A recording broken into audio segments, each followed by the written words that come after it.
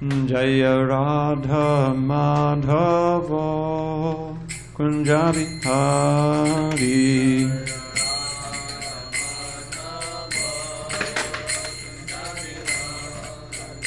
Jaya Radha Madhava Kunja Bihari.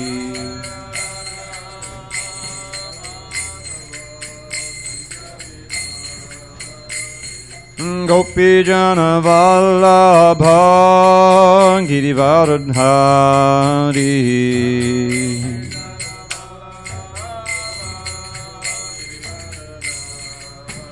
Jaya Gopi Jana Vallabha Girivardhari.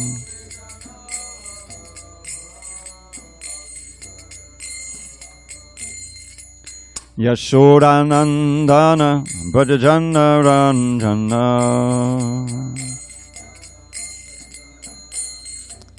Yashodanandana Brajajana Ranjana.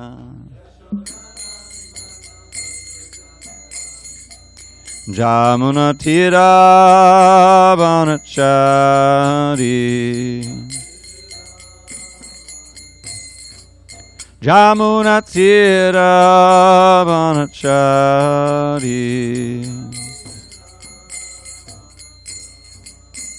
Jaya Radha Madhava Kunja Bihari.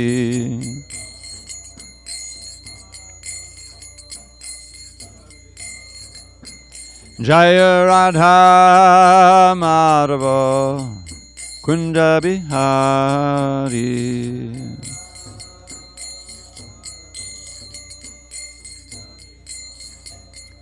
Jaya Radha Madhava Kunja Bihari.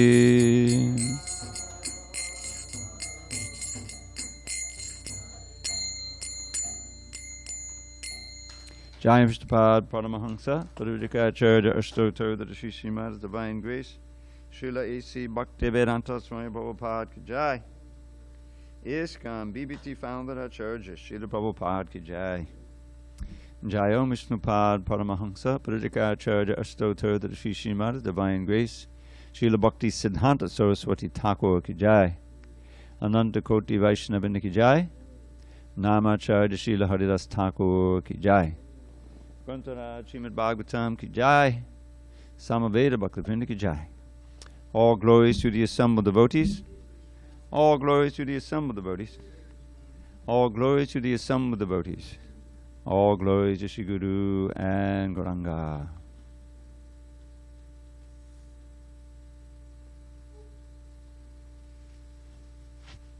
Thank you.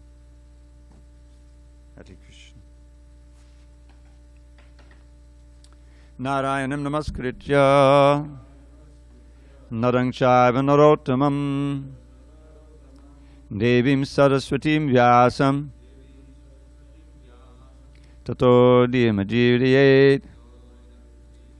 Before reciting the Srimad Bhagavatam, which is our very means of conquest, we should offer our respectful obeisances unto Lord Narayan, the Supreme Personality of Godhead, unto Narayan Rishi, the supermost human being, unto Mother Saraswati, the goddess of learning, unto Srila Vyasadeva, the author, and unto Srila Prabhupada, the translator, commentator, and our spiritual master.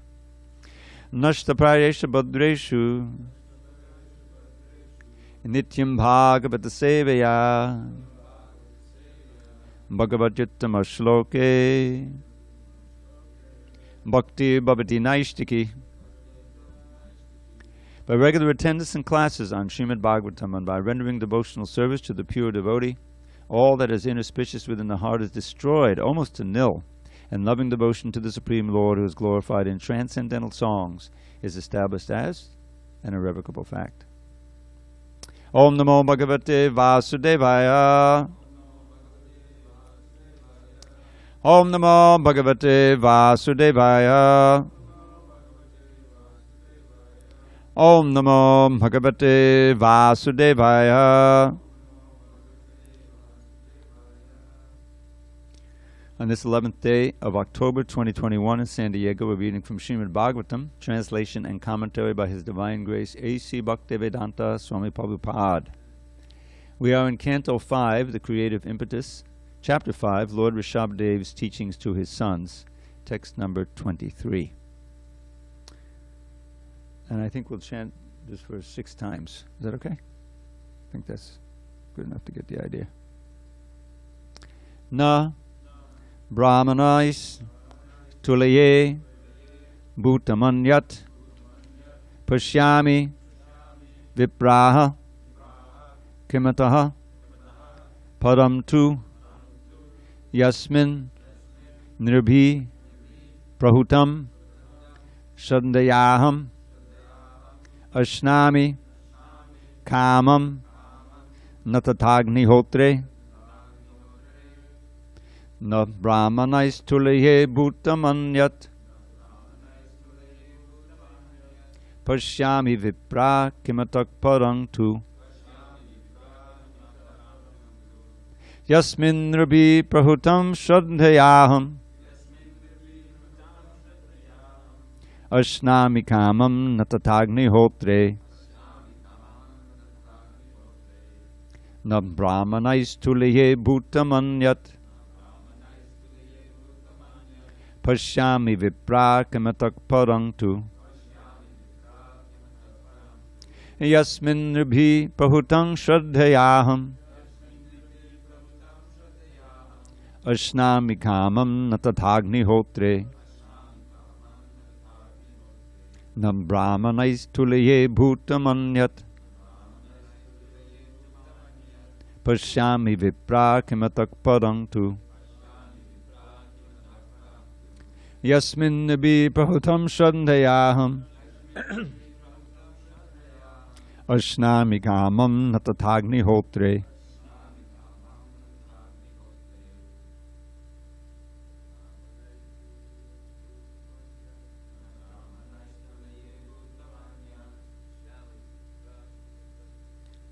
Pashyami Vipra Kimatak Parang tu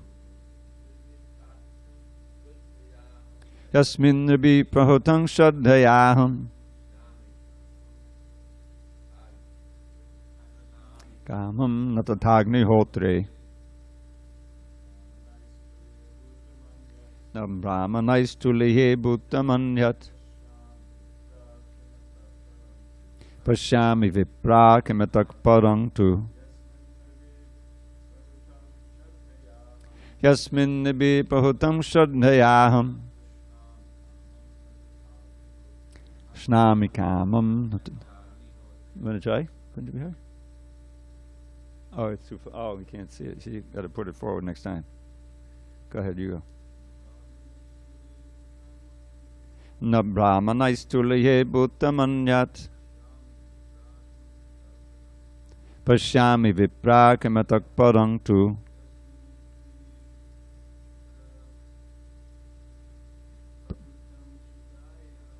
Yasmin Rabhi Prahutam Shraddhayaham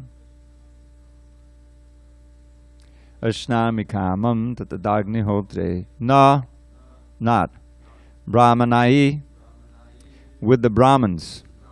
Tulaye, I count as equal. Bhutam, entity. Anyat, other. Pashyami, I can see.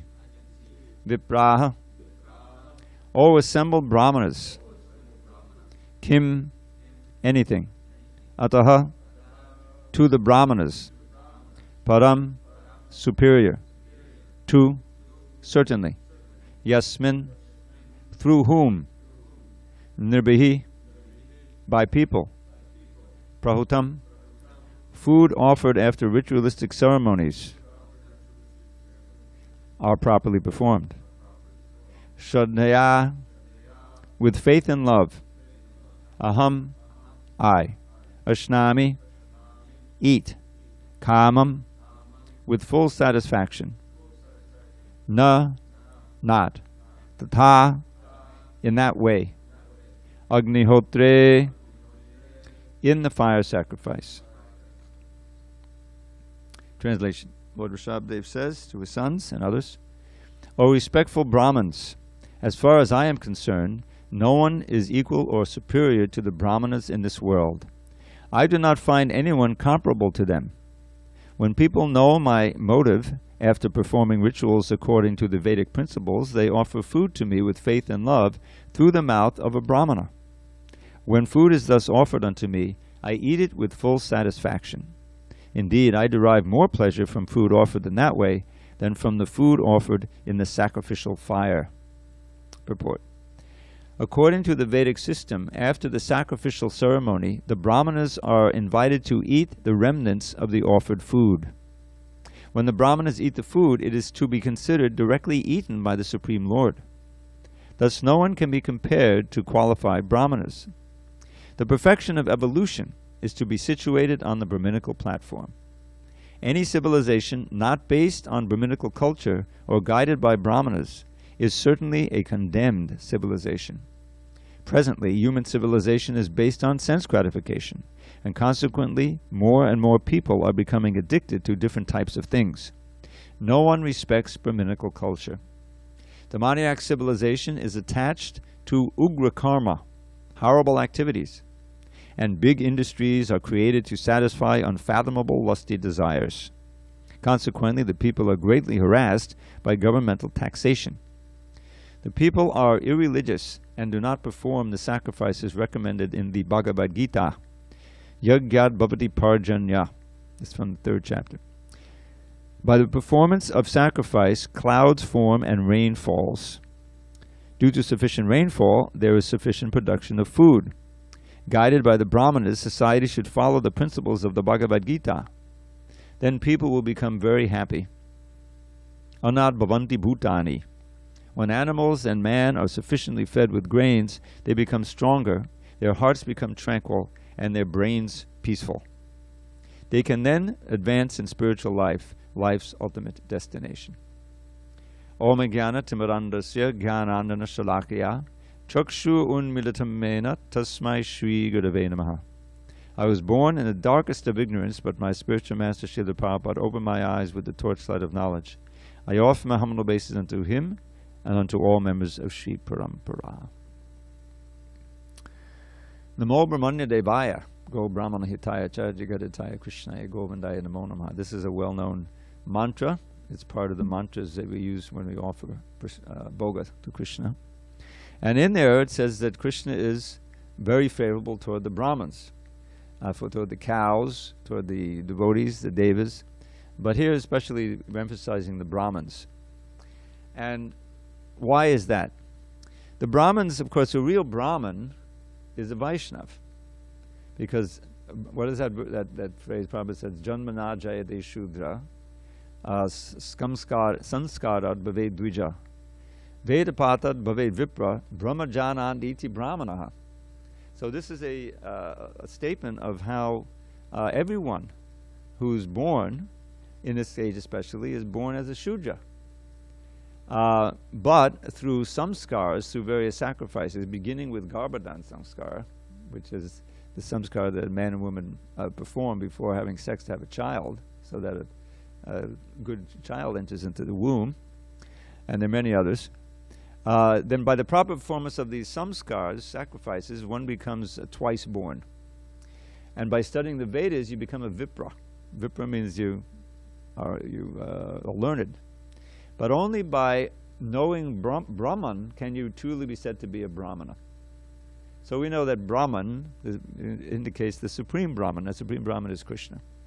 So really an actual Brahman is a Vaishnav. And true Vaishnavas are meant to be Brahmins or to become Brahmins. Brahminical qualities.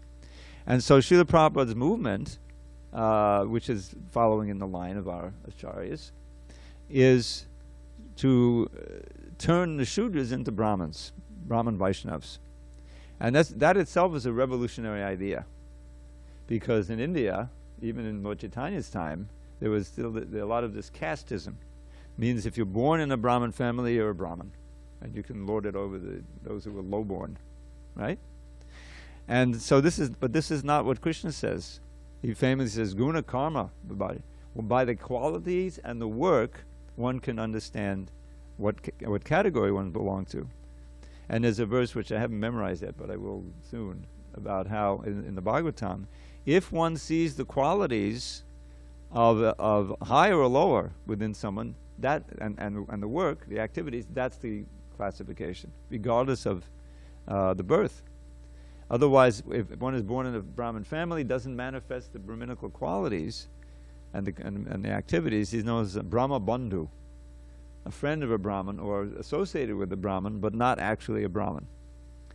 And so Prabhupada mentions how civilization has become degraded because it's not being guided by true Brahmins. Any civilization not based on Brahminical culture or guided by Brahmins is certainly condemned civilization.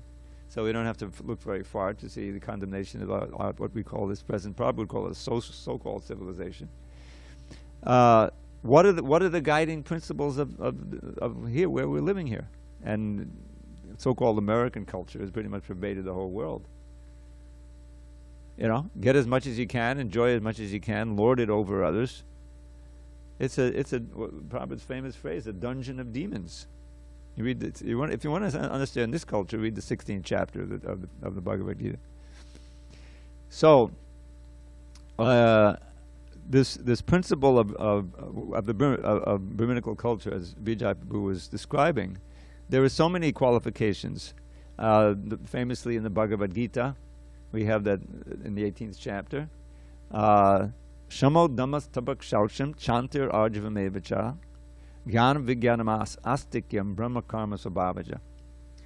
So these qualities are born of the Brahminical nature. In other words, this indicates Brahminical quality, a Brahman. So we went through these, but they're worth reviewing. Shamo damas actually means control of the mind and control of the senses. This is the first quality. Now you can see how this completely integrates into what we're trying to do here, right? Control of the mind by various practices, chanting, hearing, doing all these things. And control of the senses, 4 regular principles. So really, this is a Brahminical society meant to train Brahmins. Shamadhammas tapa, and austerity. As was described, austerity is said to be the wealth of the Brahmins. How is that? Because austerity often means giving up things that would ordinarily be considered wealth. In other words, voluntary poverty. I've heard so many lectures recently, Prabhupada is talking about that. And why is that? Well, this is a very nice pastime Prabhupada talks about, why that's so important. Famously, Chanakya Pandit was a advisor to the king, I think Chandragupta, right? And he was a recognized Brahmin.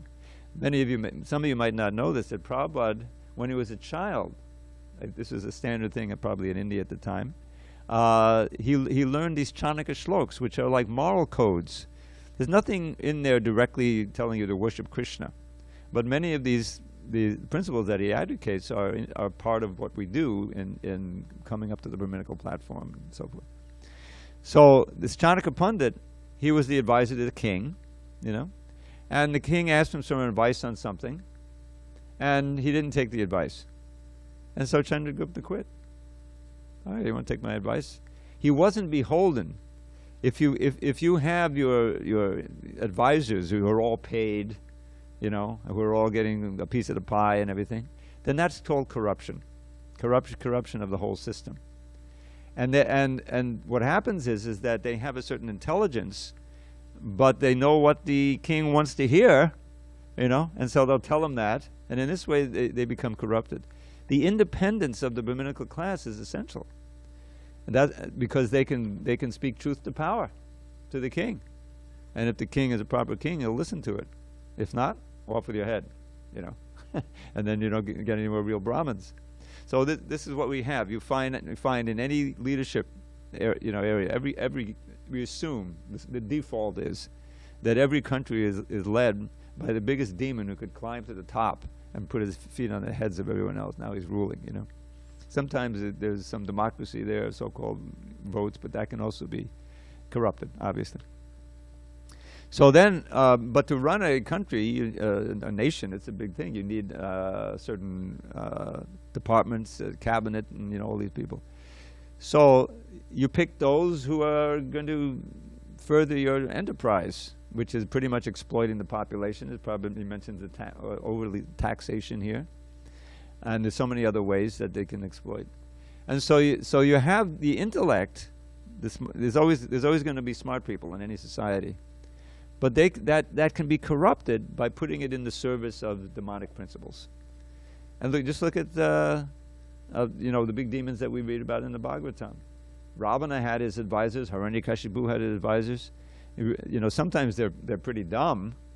I mean, they have their own motives. I've been reading the Krishna book. I'm up to this section where Jarasandha is attacking Mathura. Some of you may have read 18 times. How did it get to be 18 times? He assembled a huge army of Akshauhinis, thousands and thousands of soldiers and elephants and horses and cavalry and all this. There's a certain number, I forget, but it's tens of thousands of soldiers. So they surrounded Mathura the first time. Why was he so angry? Who remembers why he was especially angry at Krishna?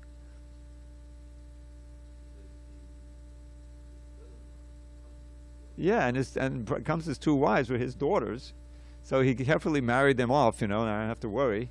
And then Kamsa's killed, they come back, can't get married again, and now they're dependents. So he had a lot of reasons to hate Krishna.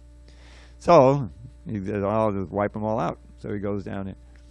And this is the first time that Krishna actually manifests the weapons and things. If you read it carefully, read the Leela, he's killing all these demons with his hands. He sucks out the breast milk of the Putana. He chokes Trinavarta. He kicks down the cart, and he swirls around the friends of Dhenukasura, Vatsasura. There's all kinds of ways of.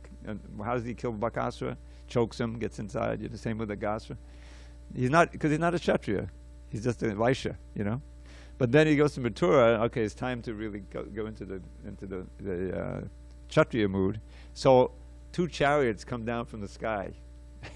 he leaves Mathura with a little squad of soldiers, and all of the people in the city, they're all up on the parapets looking out. They've seen this huge army come out, and they're Krishna and Balaram. They come out with a little 10 soldiers or something, and they're all crying, help, what's going to happen to beloved Krishna? So he says, Balaram, it's time.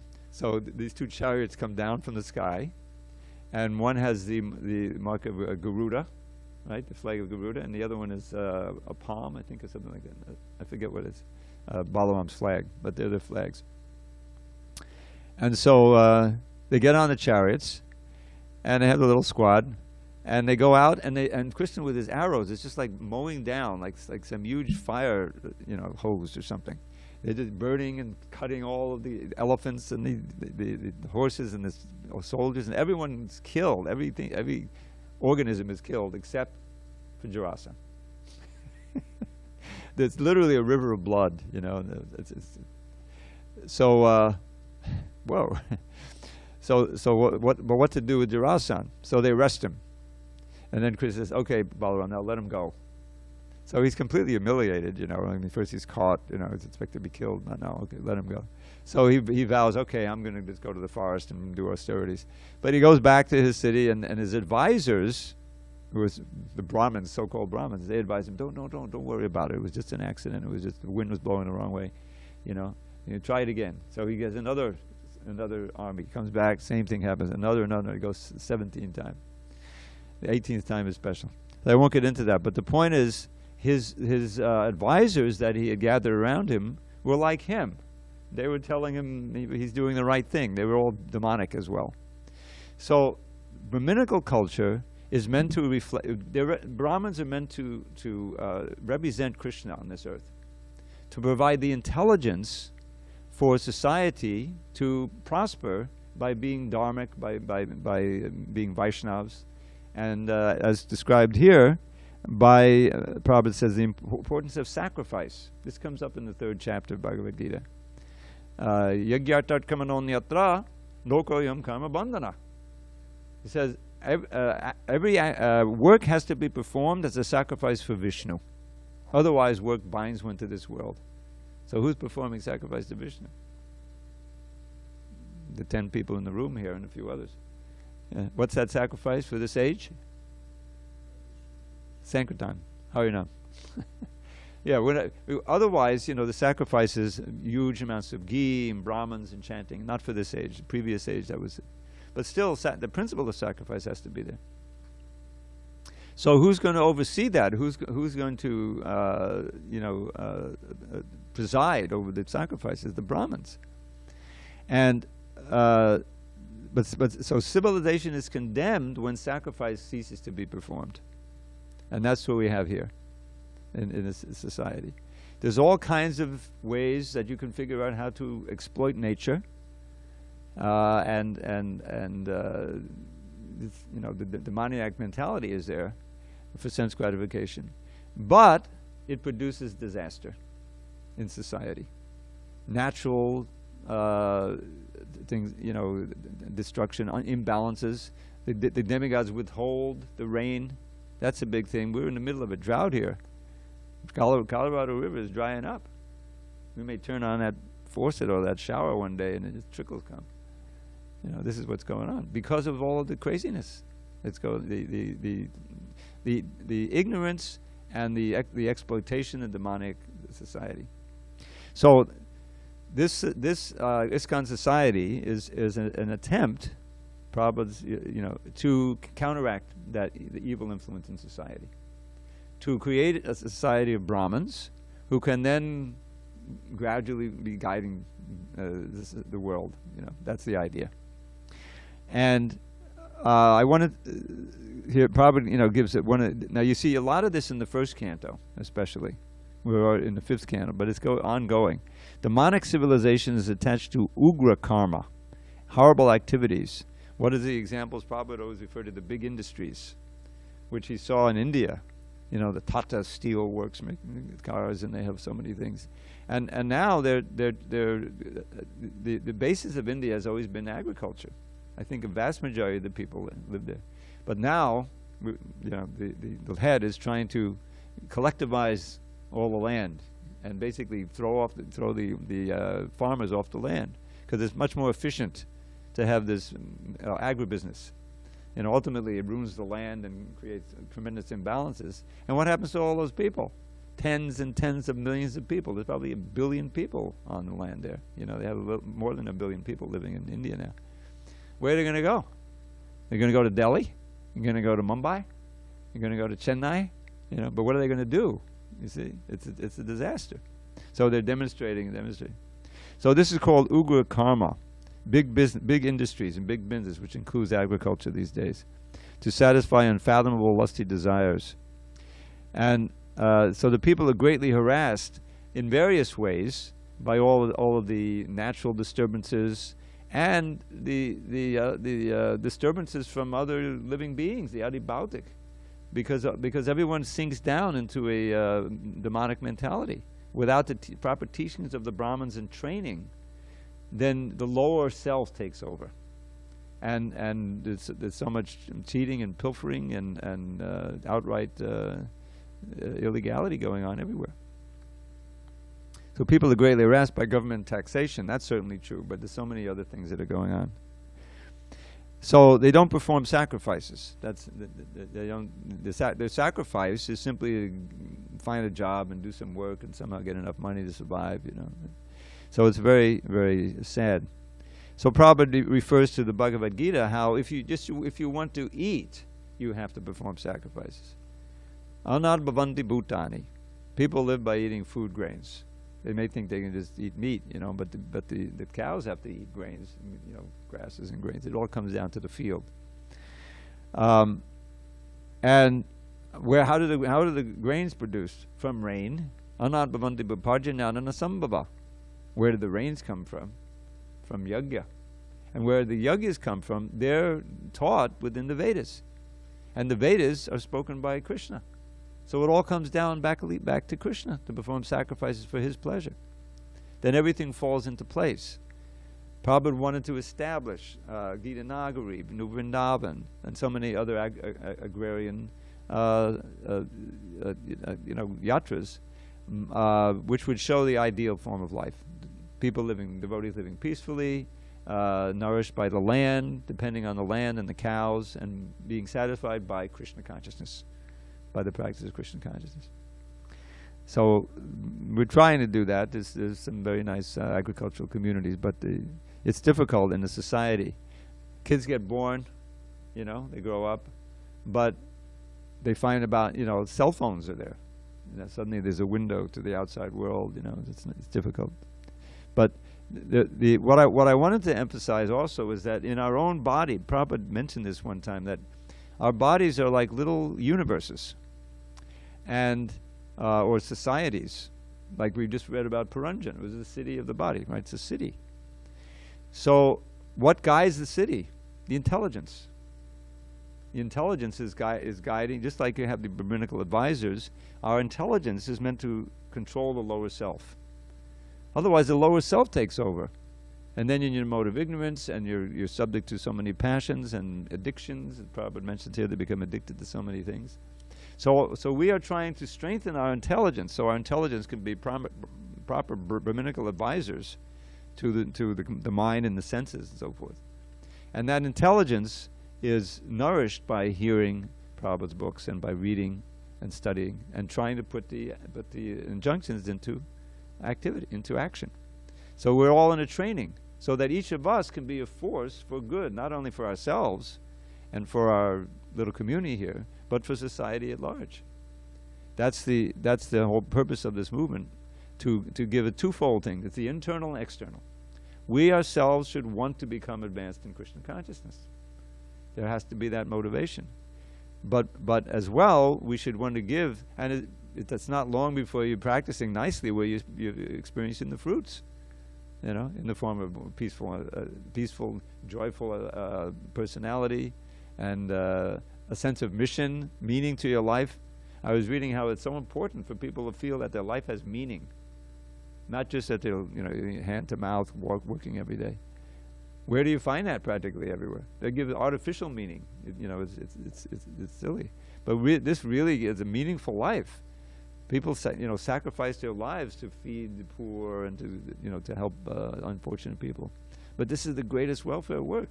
Whatever we can do to enlighten others, to be part of the mission and the help, is the greatest welfare work you can possibly do. So that gives a life meaning, more meaning than it otherwise could possibly have. So all of those benefits, we can express to others. We can try to give to others and help others become, and that's so pleasing to Krishna. It's part of your advancement. So this is the countervailing force. But it means it all comes back, to what is our intelligence going to do? If it's enlightened, we're in the habit, we're developing good habits, and our intelligence says, get up, don't do that, do this, because we've been trained. It's Krishna speaking. We learn how the super soul, there's a beautiful purport in the second canto, how with a little use of the intelligence one can understand the presence of the super soul in one's life. If you lose your keys to your car, and you're saying, where did I left? It's kind of a prayer, and if your karma is right, then the super soul will give you the remembrance, and you remember where it was, In other words, the very existence of the intelligence and using it is proof that there's a higher source of that intelligence that's giving it. So our best course is to tune our intelligence to the super soul, to Krishna, through the process of reading Bhagavad-gita, studying, and putting to practice and sharing. So in that sense, we're each kind of have our own little civilization here, our own little universe. And we should make sure that it's on the right course by making sure that our intelligence is in tune with the previous acharyas, with Krishna, and then we'll feel that we're doing the right thing. Even if we don't always succeed in our endeavors to practice Krishna consciousness, it's a difficult path sometimes. But we'll know that we're trying as best we can, and we're doing the right thing. So that's my little take on this. Lord Rishabhdev, now he's of course identifying himself. It's beyond belief how some could think that Lord Rishabhdev is not Bhagavan. practically every verse we're reading here is identifying himself as such, but I won't get into that. There's a certain group that thinks that. And so then there's this whole thing about he loves the Brahmins so much that when they eat the remnants of the sacrifice, of a fire sacrifice, then Krishna is satisfied. He's more satisfied, we know this, when his devotees are served and praised and glorified than getting his own glorification. And he used to enjoy, Lord Chaitanya used to do that. You know, he would talk about his associates. I've been reading the CC again, and he makes a visit back to Navadvip, you know, and he meets Sridhar Pandit and Advaitacharya and some of the other devotees. And whenever there's such a exuberant ecstasy to see him there again, because they remember, you know, his pastimes in Navadvip before he took sannyas. So he comes back, meets his mother, not his wife, meets his mother. And it's all very moving. And every time he meets the devotee, he starts praising them, you know, as if he had 5 mouths. And he's just enjoying so much. I remember seeing this with Radhanath Swami, how he loves to glorify the devotees. One of his disciples had passed away. This is quite a few years ago now. Abhiram Thakur. I don't know if you ever knew him. I didn't know him personally. He was in Chowpatty. He had joined in Pakistan. And then he came to Mumbai. And he was older, and he would stay in the ashram with all the brahmacharis. A lot of them would go out every day, and he would take care of them. You know, he would cook for them and make sure that they had what they need and everything. And all day he would be singing songs of Bhaktivinoda Thakur and everything. This was his life, you know. So eventually, old age, he passed. And Maharaj, I was in L.A. at the time. He gave this class. It went on for at least an hour and a half. And he was just glorifying this devotee. And he went to each temple he went to. He was, you know, doing that. And anyway, that was my poetry writing time. And I just was working on one verse from the Pajavali that just described this devotee perfectly. And so I finished it, and then I saw Maharaj. This was the period of time, the early aughts, where I was going to Vrindavan every year during Kartik, and so I saw him there, and he was doing the ashes thing at that time, you know, in the Yamuna. I wasn't able to attend, but I gave him this verse, and I asked him to chant it for him. You may have heard this one before. Aho bir nakale vaduyate sudha sudhara madadam pade pade dine dine chandana chandra shitalam yasho yashodatana yasigiyate. Because at every step they drink a flood of wondrous nectar sweet, whose cooling power sandal paste enhanced with camphor canty feet. They feel as if the raging blaze of Kali's days had ne'er begun. How blessed are they who fill their days with praise of Sri Yashoda's son. And that last line described how Maharaj was describing him, that he would always be glorifying Krishna and, you know, helping serve the devotees, you know. So that's the joy of the Vaishnavas, you know, is to serve the other Vaishnavas. Dasa dasa dasanu das. Lord Prabhupada just quoted this verse in a lecture I heard. How Lord Chaitanya, you know, this famous verse, Naham vipra nachanatapatiya nabi vaishno nashudo naham varni nachagihapatiya no vanasto yatirva. Kintu pradya nikatapadamanan purnam vitabde gopi bhatu padakamanayo dasa dasa anu dasa. So he's saying, I am not a Brahman, I am not a Vaishya, a Kshatriya, and a Vaishya and a Shudra, nor am I a Brahmachari, a Vanaprastha, a Grahastha, a Vanaprastha, or a Sannyasi. Then what are you? I am the servant of the servant of the servant of the lotus feet of Krishna, who is the master of the gopis. You know? And this is something that I think that probably none of you have ever heard before. But this is a verse by Lord Chaitanya. And so when I was in my toying with becoming a Mayavadi, visiting the New York office of a certain mission, which I won't name, some of you may know this mission, our mission, we sang a song. There was a song composed by Shankaracharya. And it was all this, I'm not, they put it in English, someone put it in English. I'm not this, I'm not this, I'm not this, I'm not this, I'm just Brahman. Yeah, he wrote a song. And I think this verse may be a refutation of that song. What we should feel, who we are.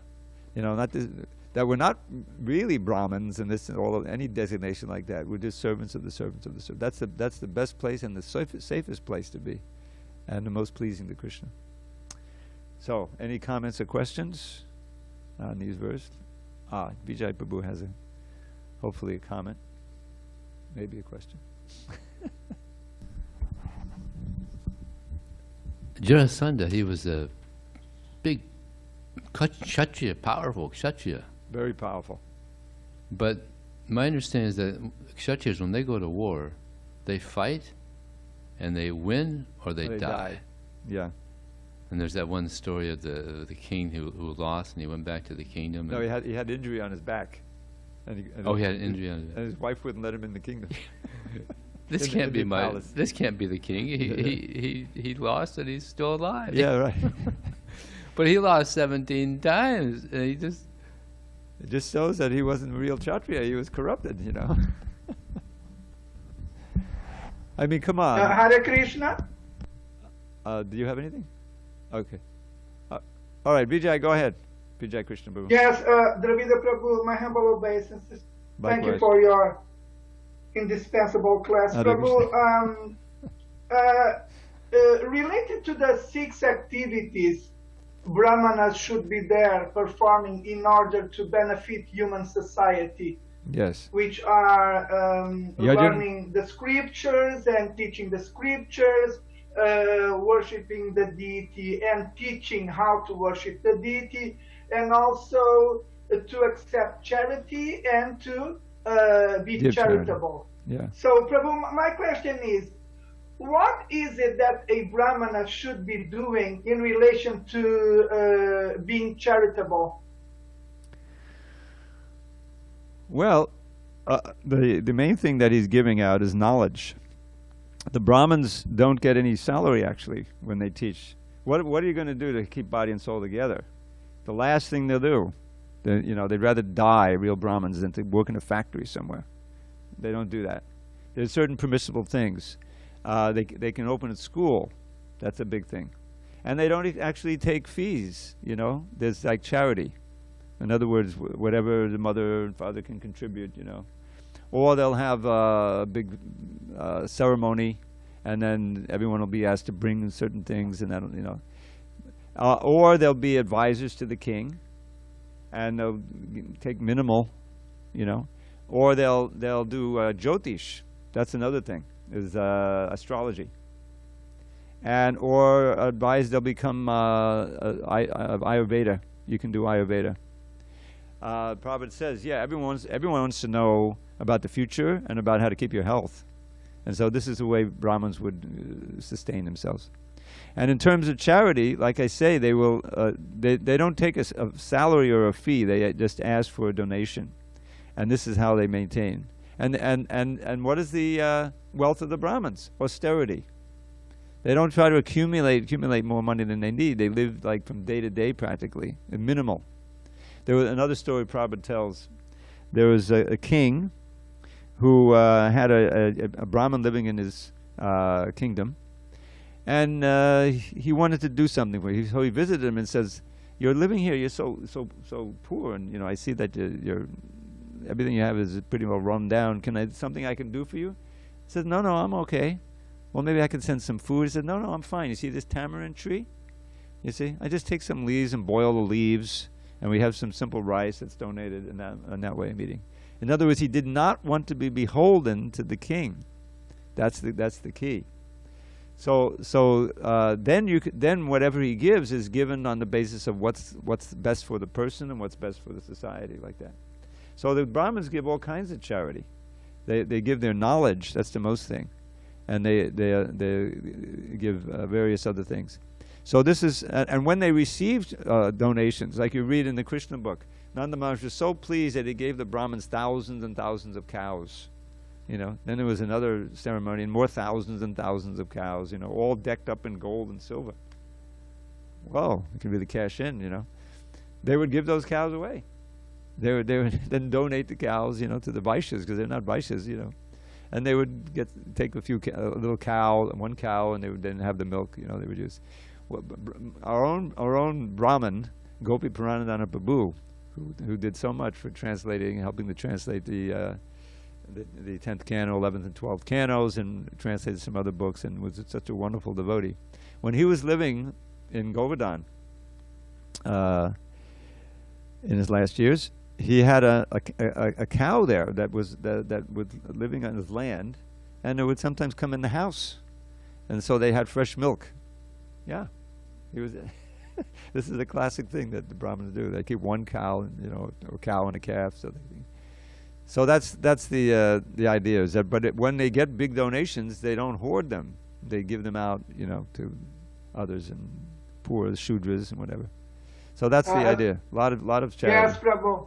Thank you very much. Wonderful answer to my question. Hare Krishna. Haribol. Who else? Haribol. No one? Local? Okay. All glories to Srila Prabhupada. Hari Bol.